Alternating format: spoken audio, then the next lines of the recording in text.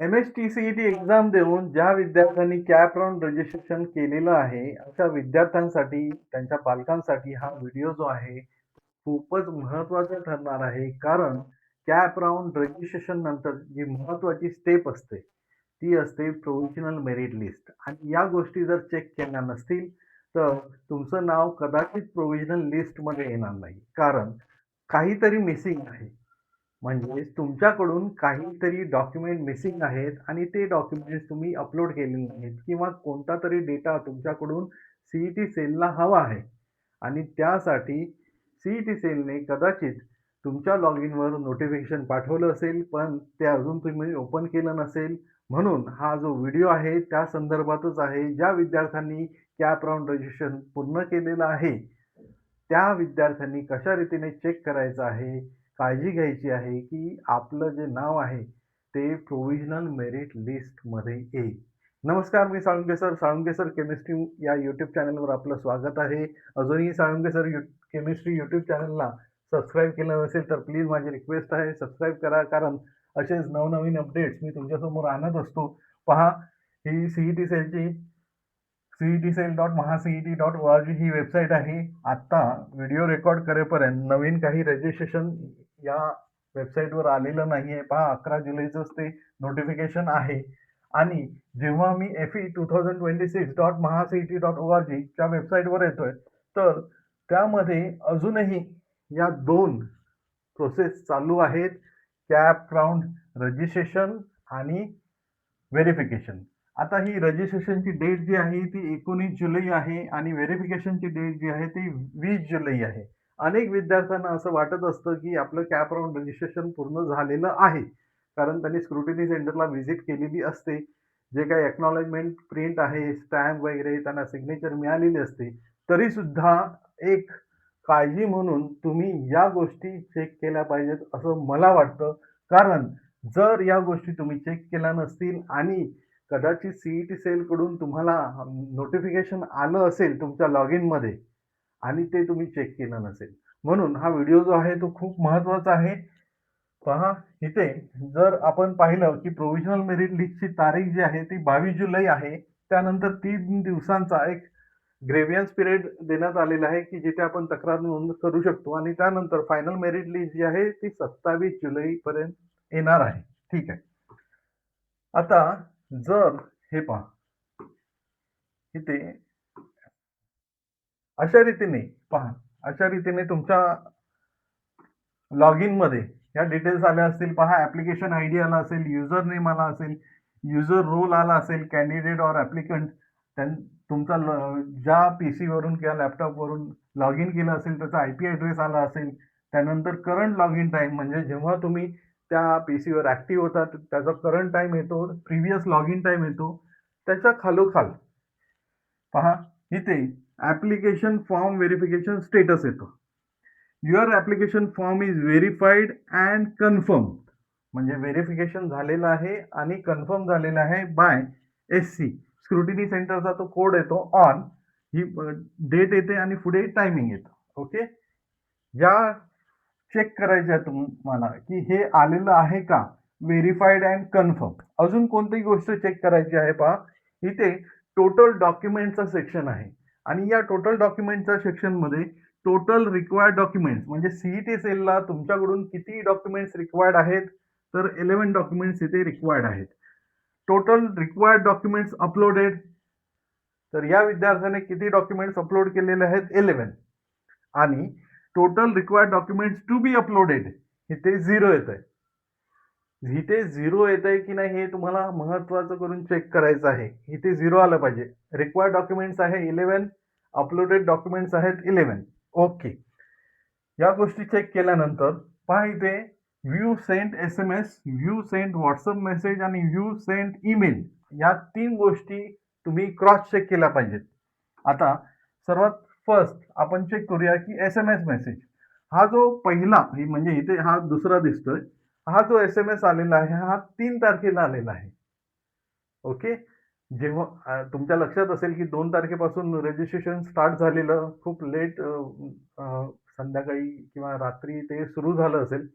पण 3 तारखेपासून हे मेसेज येणे सुरू झालेलं. काय BE BTech dear dash dash म्हणजे इथे स्टुडंटचं नाव होतं. Your application I D is dash dash please fill and confirm your application form before the last date.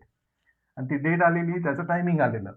आता जेव्हा तुम्ही रजिस्ट्रेशन पूर्ण केलेलं आहे तेव्हा तुम्हाला हा SMS आलेला आहे का?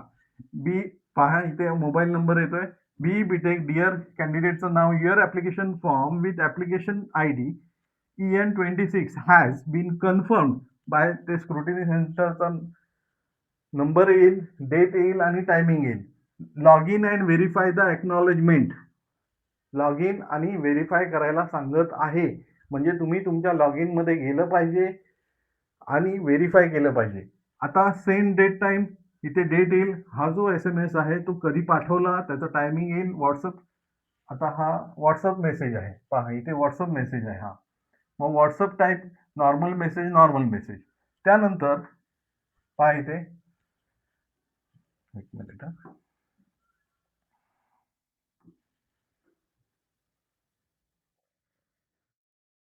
हे ईमेल टाईप. ईमेल सुद्धा तुमचा सीईटी सेलकडे आहे. अशा रीतीने ईमेल, इथे ईमेल आय डी दिलेला आहे, ईमेल मेसेज दिलेला आहे. हा ईमेल मेसेज तुम्हाला आलेला आहे का हे तुम्हाला चेक करायचं आहे. हा जो फर्स्ट ईमेल आलेला आहे तो 3 तारखेला आलेला आहे.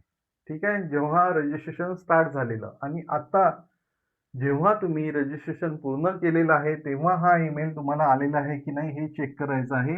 आणि एक इथे पहा SMS, तुमच्या मोबाईलवर हा SMS आलेला आहे की नाही हे तुम्हाला चेक करायचं आहे.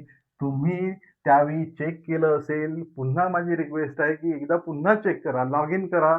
लॉग इन केल्यानंतर हे जे फर्स्ट पेज आहे, हे फर्स्ट पेज खूपच महत्वाचं आहे. हे फर्स्ट पेज खूप महत्वाचं आहे. Your application form is verified and confirm by scrutiny centre on dash dash at dash dash particular time. हे ग्रीन मध्ये असलं पाहिजे. इथे जरा काही रेडिश मध्ये काही लिहिलं असेल तर तुमचे डॉक्युमेंट्स अजूनही पेंडिंग आहेत किंवा तुमचे डॉक्युमेंट्स अजूनही इनकम्प्लीट आहेत.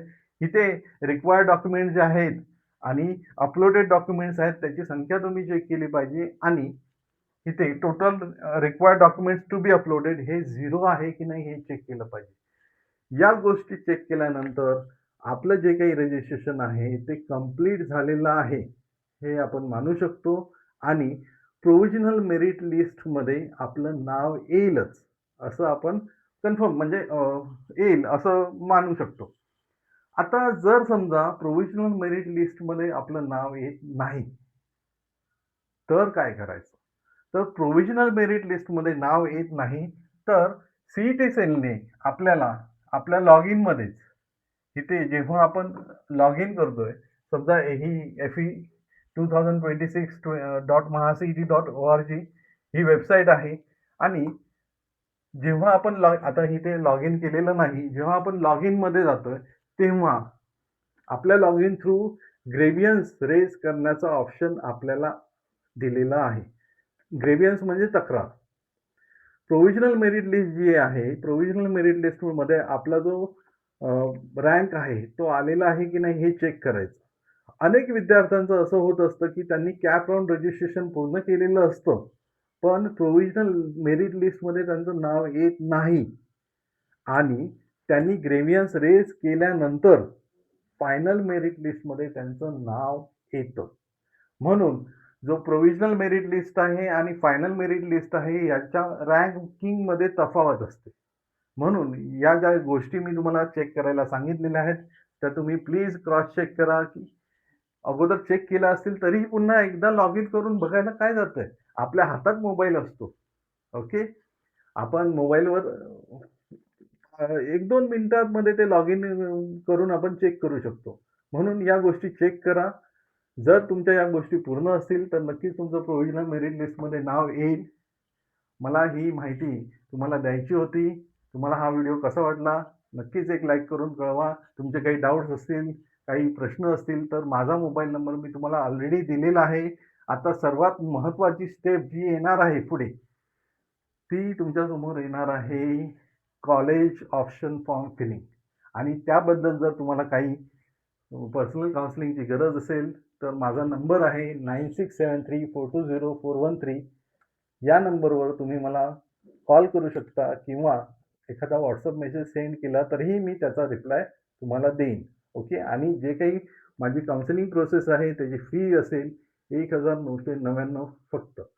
कारण कॅप राउंड 1 ते कॅप राउंड 4 पर्यंत प्रत्येक कॉलेजचा म्हणजे तुमच्या कॅप राउंडचे जे काही कॉलेज ऑप्शन फॉर्म भरायचे आहेत ते तुमच्या पर्सेंटाईलनुसार, तुमच्या रँकनुसार बेटर कॉलेज मिळण्यासाठी माझे प्रयत्न असणार आहे. कॅप राउंड मधून एखादं कॉलेज फिक्स करून आपण स्पॉट राउंड किंवा ए कॅप राउंड किंवा IELTS राउंड यामध्ये सुद्धा पार्टिसिपेशन करणार आहोत. मी इथे थांबतो. धन्यवाद.